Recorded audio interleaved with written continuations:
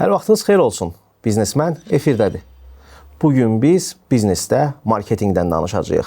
Ümumiyyətlə Azərbaycanda hal-hazırda bizneslərdə marketing anlayışı nədir, necədir və çox maraqlı qonağım var. Qonağım marketing mütəxəssisi Müşfiq İskəndərovdur. Xoş gəlmisiniz Müşfiq. Xoş gördük, təşəkkür edirəm. Dərhal mövzuya keçmək istəyirəm. Hal-hazırda Azərbaycanda marketing biznes mühitində necədir? Marketing anlayışı necə qəbul olunur? Ümumiyyətlə, hər şeyin bir nisbət anlayışı olduğu kimi, marketingində dünəndən bugünə bir nisbət anlayışı var. Keçmiş 10 ilə baxdıqda artıq münasibətlər xeyli dəyişib, sahibkarın və biznes ekosisteminin marketinqə olan münasibəti. Müqayisə etsək, məsələn, 10 il bundan qabaq marketinqə yalnız sadəcə bir departament yaratmaq, sadəcə reklam filmlərinin çəkilişini edən, onun media ilə kommunikasiyasına dəstək verən bir departament kimi baxılırdısa, indi artıq marketing markanı sıfırdan yaradıb, onun kommunikasiyası ilə məşğul olub, onun marka dilini açan bir komandaya çevrilib və uzun mübarizələrimizin fonunda marketing həm də idarə etmə modelinə çevrilib, həm də sahibkarın marketingdən eyni havada olduğu bir dönəmə gəlib çatmaq üçün mübarizə aparır. Deyərdim ki, keçmiş 10 illə müqayisə eləsək, haqqı olan yerdən bir 40% irəliyə doğru addımlayıb marketingin biznesdəki münasibətləri. Dünya ilə müqayisədə Azərbaycanda marketing və müasir marketingdən söhbət gedirsə, nə dərəcədə tam tətbiq edilir? Ümumiyyətlə biz marketingin hansı qollarında Azərbaycanda daha güclüyük? Tamam. Burada beynəlxalq təcrübəyə baxsaq və müqayisə etsək, yerli marketingin istifadə etdiyi alətlər kifayət qədər bəsit alətlərdəndir, çox təəssüflər olsun ki. Bu, hər dəfə nümunə kimi deyirəm, yenə də sizin verilişdə də deyim. Burada ən böyük problem marketing mütəxəssisləri və marketing adamlarının yerli istehlakçının davranış şəklini, onun hadisələrə münasibətini bilməməyindədir problem və belə olan halda artıq hansı aləti istifadə etməkdən asılı olmayaraq biz adekvat reaksiyanı ala bilmirik. Məsələn, həmişə nümunə olaraq bir ad da çəkirəm. Məsələn, bir Əli dayı кейsi var. Həmişə nümunələrimdə deyirəm. Məsələn, Əli dayının nə yediyini, nə içdiyini, onun necə davrandığını, hansı hadisələrə necə münasibət bildirdiyini, onun həyatındakı hansı addımların bir markanın necə təsir edəcəyini bilmədən bazara hökmdarlıq etmək mümkün deyil də. Söhbət marketingin və markanın hökmdarlığından gedir.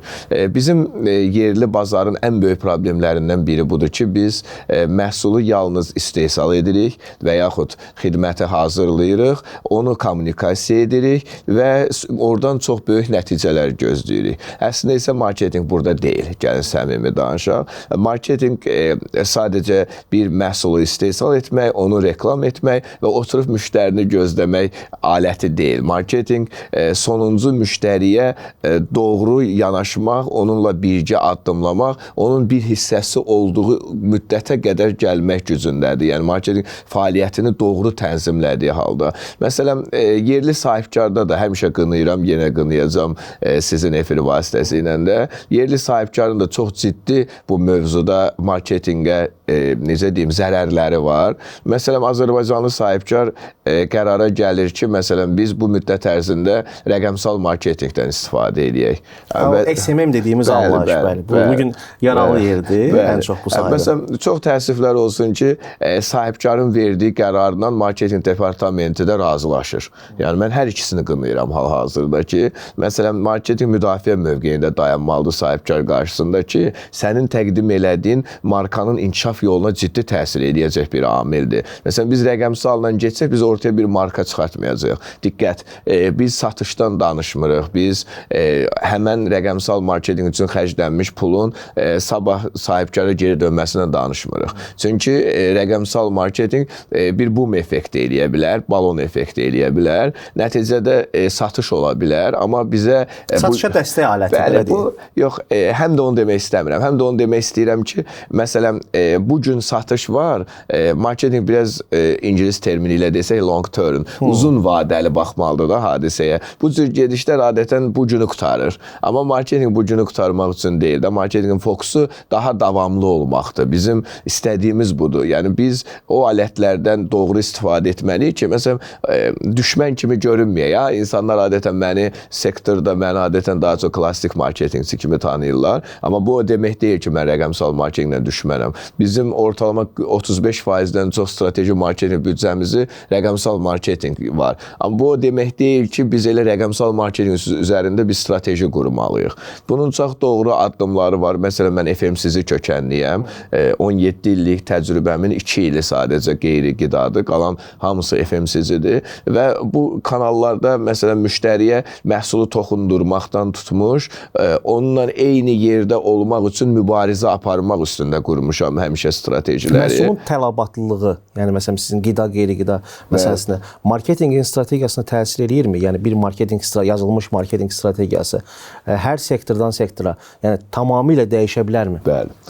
Hətta deyərdim ki, çox doğru və uzun illərdir danışmaq istədiyim mövzulardan birini açırsınız. Məsələn, Azərbaycanda çox təəssüflər olsun ki, son illər bir marketinq strateji şablonu yaranıb.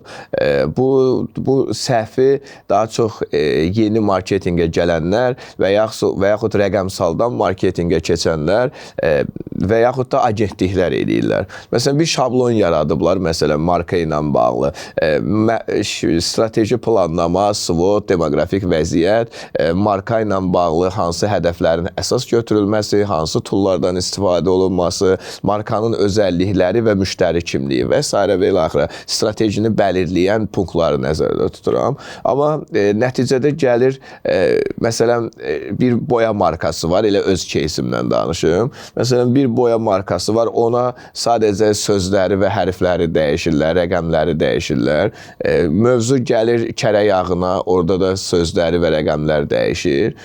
Bu belə davam edir də, yəni bir şablonun içində bütün strateji planlamalar gedir. Çox təəssüflər olsun ki, bu doğru yol deyil. Ümumiyyətlə, marketing strategiyası məhsula individual yanaşılmalıdır. Məsələn, məsələn, bu qida markasıdır deyə bu strateji o birisinə də tabi olacaq deyə bir şey yoxdur. Hansı məhsulun hansı zaman aralığında bazara daxil olması, hansı məhsulun müştəri qrupunun kim olması, onun satış strategiyasının nə olması və məhsulla bağlı sahibkarın və yaxud marka sahibinin ümidləri hara qədərdir. Məsələn, sahibkar nə istəyir bu məhsuldan? Məsələn, bunu bir iri holding, iri bir markaya çevirmək istəyir. Bunu bir distributor şirkət sadəcə doğru satış kanallarında doğru sərgiləmək istəyir. Biri də çox kiçik özünə məxsus bir ticari nöqtə yaratmış bir sahibkardır. Elə bir ticari nöqtədən də biznesini davam elətdirir. Bu da bir fərqli baxışdır. İndi siz təsəvvür eləyin ki, təkcə bir məhsul qrupunda 10 cür davranış şəkili varkən biz eyni marketing strategiyasını necə tətbiq edə bilərik? Müşfiq, istərdim ki, siz belə bir müqayisə edərdiniz. Marketingi güclü olan bir şirkətlə marketingi olmayan bir şirkətdən 5 fərq, yəni nəyi olmayacaq? Yəni bu şirkətin digərindən zəif cəhətləri nədir və onlarda nə yoxdur? Birincisi, marketingi varmı, yoxmu mövzu o başqa bir mövzudur. İndi siz də bu sayədə xeyli təcrübəli birisiniz. Məsələn, marketingin mövcud olması orada bir 5 nəfərin olması demək deyil. Söhbət əgər həqiqi marketing departamenti ilə həqiqi marketing olmayan departamenti olan şirkəti müqayisə ediriksə, buna cavab verə bilərəm. Məsələn, marketing departamenti olan şirkət həm də markaya dəyər qatmaq üstündə mübarizə aparırlar. Ki, bu nə deməkdir? Məsələn, burada şirkətin məhsulu yox, həm də şirkətin imici və kommunikasiyası üçün çalışırıq. Məsələn, mən çalışdığım şirkətlərin təkcə məhsulunun istehsal elədiyi o həmən məhsuldan daha çox. Çünki müştəri nə vaxt həmən məhsula qarşı sayğılı olmağa başlayır. Onun ona qarşı güvəni formalaşmağa başlayır. Onu kim istehsal edir, onu kim təqdim edir, onun kim xidmət verir və s. və ilaxıra. Burada çox önəmli tərəf şirkətin imicidir və bu çox önəmli tərəflərdən biridir. Normal marketinq komandasının formalaşdığı şirkətlərdə bu mövcuddur ki, onlar artıq arxanı da düşünürlər, təkcə məhsulu yox.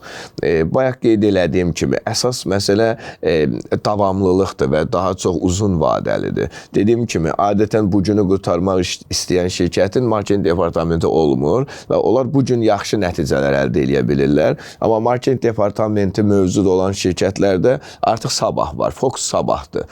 Növbəti mərhələdə isə marketinq departamentinin əməkdaşları həm də satış komandası ilə birgə çalışan bir komandadır. Məsələn, hər dəfə deyirəm, qoy təkrarçılıq da olsun. Marketinqlə, satışla düşmən kimi üz-üzə qoyan sahibkarlarda bildiyimiz, yəni müasirlikdən heç bir əsər əlamət yoxdur. Çünki marketinq və satışla eyni havaya, eyni dalğaya düşməsələr, o marka, o məhsul, o xidmət heç vaxt uğur qazanmayacaq. Yaxşı, yerində bir sual verim, çünki tamaşaçılarımızda bu dəqiqə maraqlı olan bir məsələ olacaq ki, satış mı, marketinq mi? Hansı diktə etməlidir bir-birinin üstündə? Əksər Azərbaycan, belə deyək də, modelində satış marketinqin üstündə diktə edir. Bu necə olmalıdır? Mən diktə dedikdə, yəni burada hər hansı bir rəhbər mövzusunda yox. Yəni, başa düşürəm. Hansının strategiyası digərinin alt strategiyası olmalıdır. Çox yaşamışam bu təcrübəni. Hətta bizim CEO-lardan birinin bir rəyi var idi. Deyirdi ki, satış marketinqdən nə qədər şikayət edirsə, deməli, marketinq o qədər yaxşı işləyir.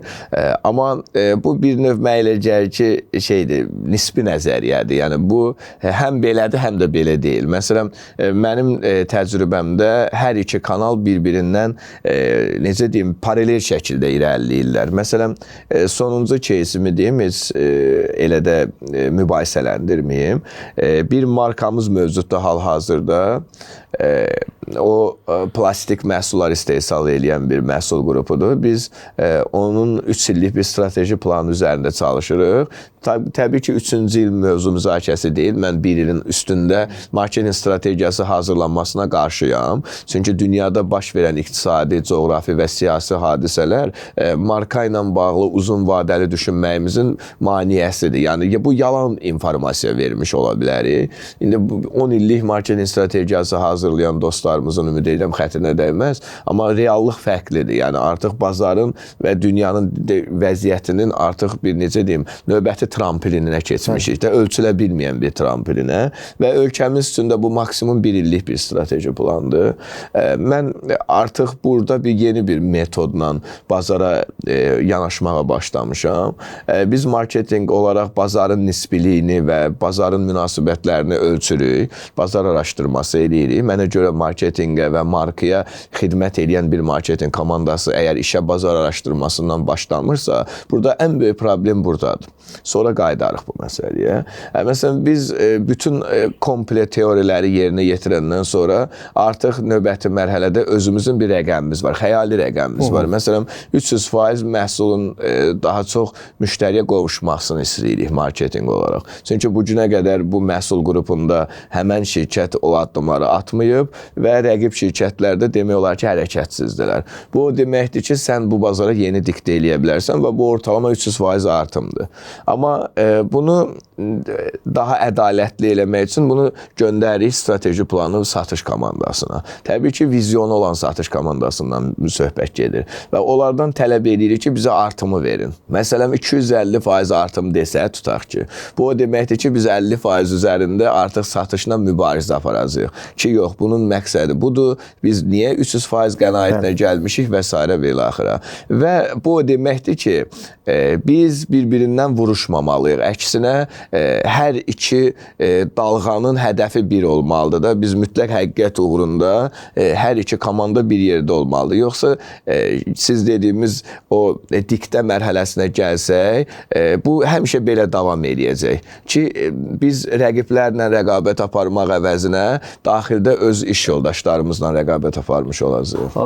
Belə bir sual vermək istəyirəm. Hal-hazırda marketinq büdcəsi bir anlayışda olan büdcə nə qədər əhəmiyyətlidir? Ümumiyyətlə marketinq büdcəsi nə qədər olmalıdır? Büdcənin çox olmağı marketinqin inkişafına nə dərəcədə təsir eləyir? Ümumiyyətlə doğru dedirsə, pulu çox olan şirkətin marketinqi o bir söz var, partladacaq deyir. Partladacaqmı? Yəni belə bir o terminlər istifadə olunur. Yəni büdcəsi çox olan marketoloq hər şeyə qadirdirmi? Yox. Dediyim kimi, ilk əvvəllərdə də qeyd elədiyim kimi, büdcə çox önəmlidir və həmişə klassik marketinqçilərin əksinə dediyim bir şey var. Kim deyirlər ki, məsələn, çox kiçik məbləğlərlə fantastik uğurlar qazanmaq olar və s. Mən buna inanmıram və təcrübəmdə də yaşamamışam. Bu çox kiçik markalara, nə bilim, 100 hadisədən birinə düşən bir nisbi davranışdır da ki, məsələn, $100 1 milyon satış elədik, nə bilim, təsadüfən bir plakat yerləşdirdik, billboard yerləşdirdik və yaxud alış-veriş mərkəzində bir viral aksiya elədik və bu ilə də bütün ölkə çevrildi. Amma çox təəssüflər olsun ki, biz rəqabət mühitində yaşayırıq. Bu hadisələrin yaşandığı dövrlə bugünkü dövr bir-birindən çox uzaq məsafədədir.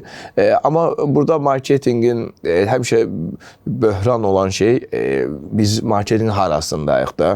Məsələn, burada ticari marketinq var və brand marketinq var. Məsələn, ticari marketinq ilə brand marketinqin ikisinin bir yerdə toplamı ümumi dövriyyənin 17%-ni aşmamalıdır. Yəni, biz əgər 17%lik dövriyyəni aşsaq, artıq ortaya bir böhran çıxacaq. Çünki şirkətin gəlirlilik səviyyəsi və şirkətin qazanclılığının ortalamasında, məsələn, mən görmüşəm nümunədə, indi bəlkə siz də görmüsünüz. Məsələn, şirkət var 100 manat ayın içində pul qazanıb, onun 78 manatını marketinq üçün xərcləyiblər. Baxın, bu partlatmaq deyildi, səmimi deyirəm. Partlatmaq 100 manatlıq dövriyyənin hərəkət elədiyi yerdə 17 manat xərcləməkdir. Yəni, məsələn, razıyam ki... 17 manat xərcləyib 100 manat qazanmaq. Bəli, tərsdən, yəni, bəli. Amma burada məsələ odur ki, biz iri markalarda bu 17 manatlarla ölçülmür, çox təəssüflər olsun ki. Məsələn, indi ortalama biznes mühiti bizi izləyir və müxtəlif kanallardan, müxtəlif, necə deyim, xidmət göstərənlərdən özləri başa düşürlər. Məsələn, il var idi ki, biz bir reklam filmini ortalama 10-15 minə istehsal edə bilirdik. İndi ürəyimizcə bir reklam filmini istehsal eləmək üçün minimum hədəf 35-40 min manatdır da, söhbət keyfiyyətli kontent istehsal eləməkdən gedir. Yəni, bu dövrdə, bu davranış şəkilində gəlin özümüzü belə, necə deyim, belə rahat aparaq ki, mənə aylıq 40 minlik bir marketinq büdcəsi ver, mən illik 38 milyonluq bir dövriyyə eləyəcəm. Bu mümkün deyil də, yəni sən ən azından, bu harada ola bilər? Məsələn, loyallıq faizi 80%-in üstündə olan ölkələrdə. O, Azərbaycanın loyallıq faizi 15%-in altındadır. Yəni, content marketingdən üzr istəyirəm sözü kəsib danışdıq yerində istədim bir sual verəm. Niyə Azərbaycanda content marketingi zəifdir? Nisbətən copy-paste üzərində qurulub, bəzən reklam kontentləri, bəzən kampaniya kontentləri hansısa bir ölkələrə xitab edilir. Niyə yaradıcı beyinlər azdır bizdə marketinq sahəsində? Çox təəssüf edirəm. Dediyiniz çox haqlıdır. Burada məsələ yenə əvvəldə dediyim kimi, mən məsələn kreativ direktoru da, art direktoru da, copywriteru da, brand meneceri də və marketing menecerini də qınaya bilmirəm. Niyə? Çünki məhsullar İki cür baxaq, daha səmimi. Birincisi, həmişə nümunə gətirdiyimiz dünya bu limitli notlardan ibarətdir. Eyni, oxşar mahnılar artıq səslənməyə başlayır. Məsələn, mənim təmsil elədiyim markalarda adətən, necə deyim, artıq beynəlxalq təcrübədən çıxmış markalardır və biz maksimum ora lokal adaptasiyalar eləyə bilirik. Amma məsələ odur ki, yenə də deyim, markanı duymadan, markanı hiss eləmədən etmədən, onu Azərbaycanlı alıcı ilə qovuşdurmaq üçün nələr eləyəcəyi planlamadan sən ortaya Azərbaycanda çox təəssüf ki, məsələn, rəqəmsal agentliklərə brief getmir demək olar ki. Və yaxud rəqəmsal agentliklərə gedən brief odur ki, biz yeni il olacaq, Novruz olacaq və yaxud ölkəmiz üçün əhəmiyyətli günlər olacaq. Bəs bu marka bu günlərin harasındadır mesajını həmən agentliklər verməməlidir də. O marketing stratejisi dediyimiz şey var ha, o danışmalıdır. Voice over, markanın səsi, brendin səsi olmalıdır. Məsələn, nə qədər Azərbaycanda markanın belə bir brand booku var. Nə qədər markanın brand booku danışır. Məsələn, mən onu Turan bəyə göndərsəm ki, baxın, sizin hər hansısa bir layihəvizdə bizim marka bu cür görünə bilər. Əslində, həmən brand book sizə gələndə danışmalıdır. Siz başa düşməlisiniz ki, nə istəyir. Amma təəssüf ki, Azərbaycanda çox az səviyyədə belə marka dili olan məhsullar var ki, məsələn, kontenti yaradana bunu artıq izah eləməyə ehtiyacı olmur da ki, biz kimik, nə istəyirik, necə bir şey istəyirik.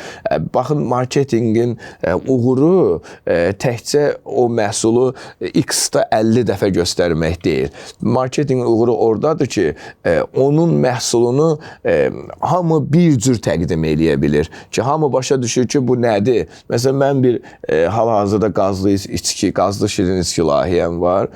Onu lokal adaptasiya eləmişəm və bilirəm ki, yaxın bir 3 il ərzində falan istədiyim hədəfə çata bilərəm. Allah qoysa, yəni. Növbəti danışmaq istəyərdim real-time marketingdən. Xüsusilə də son illər ölkəmizdə istifadə olunmağa başlayır, amma bəzən düzgün və yerində istifadə olunmur. Bəzən şirkətlər və markaları müəyyən böhrana salır, krizisə salır. Bu кейslər var, müəyyən кейslər ki, var, gətirə bilərik. Kifayət qədər uğurlu alətdir əslində real-time marketing. Sizcə nə dərəcədə düzgün istifadə olunur? Necə istifadə olunmalıdır? Ümumiyyətlə, real-time marketing nədir və bunun viral marketinqlə müqayisədə və ya fərqi və ya eyniliyi nə dərəcədədir? Yox, trampolindir bu. Gəlin oradan başlayaq.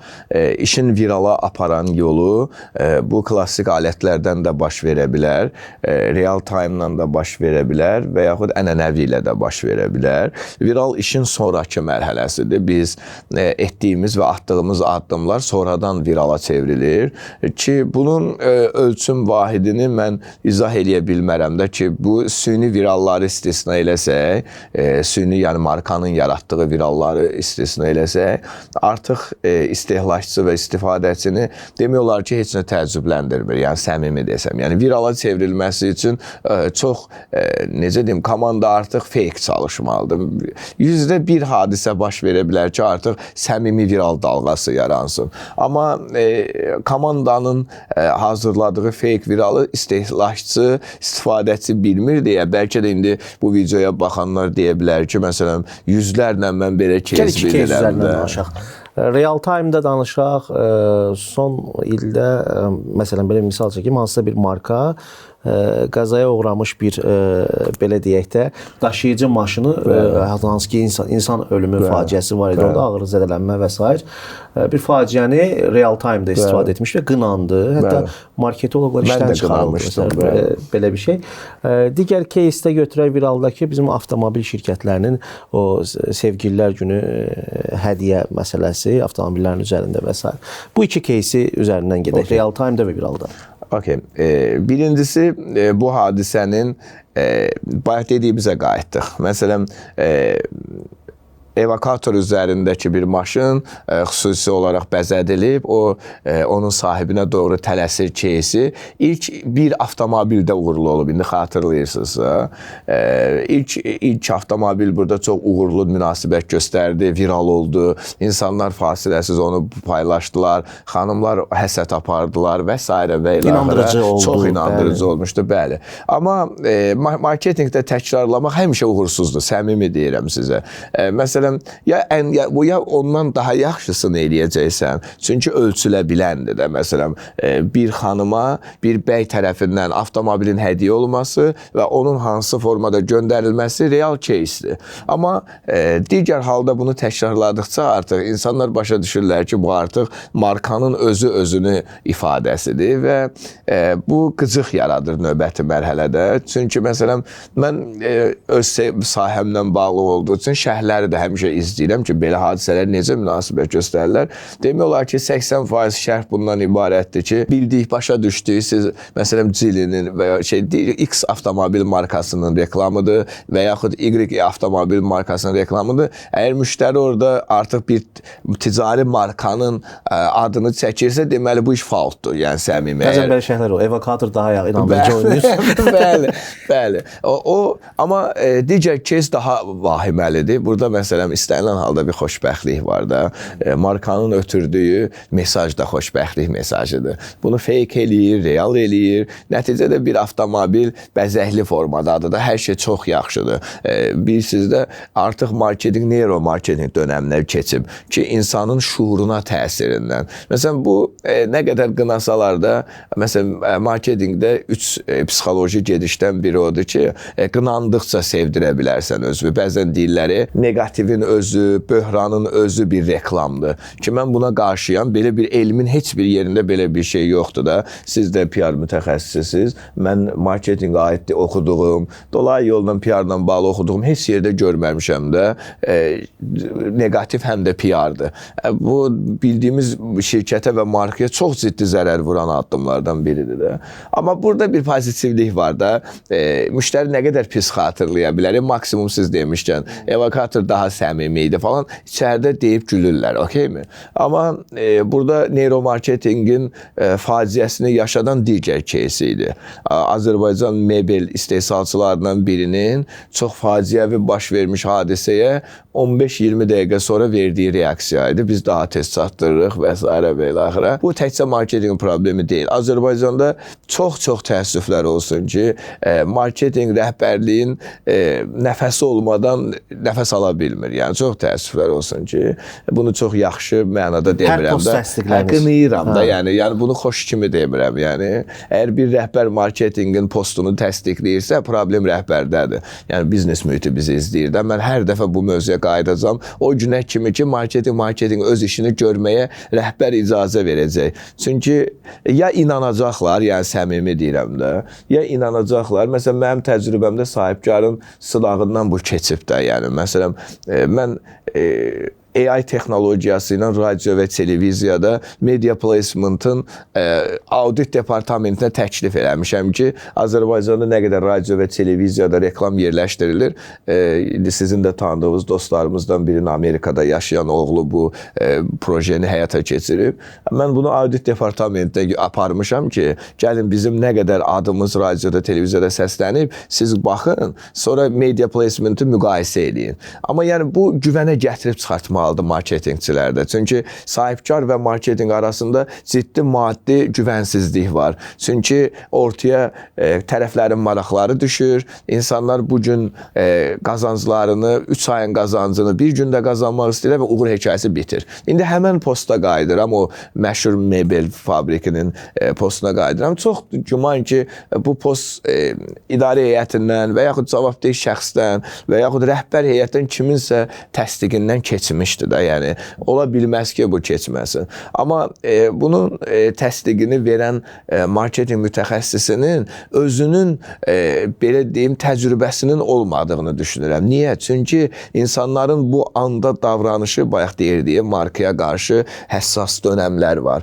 Məsələn, bu həssas dönəmlərdən biridir. Məsələn, hamı gərgindir, bir tərəf hadisəni törədən tərəfi qınıyır ki, belə insanlar taksi fəaliyyətlə məşğuldur, bir tərəflə onun bir yazıq formada şəkili yayılıb mediada və hətta isbat olunmayıb ki, bu zərərli vərdişləri varmı, yoxmu və s. tərəflər bölünüblər. Amma bu markanın atdığı addımın fonunda hamı onları qınıyır. Yəni artıq...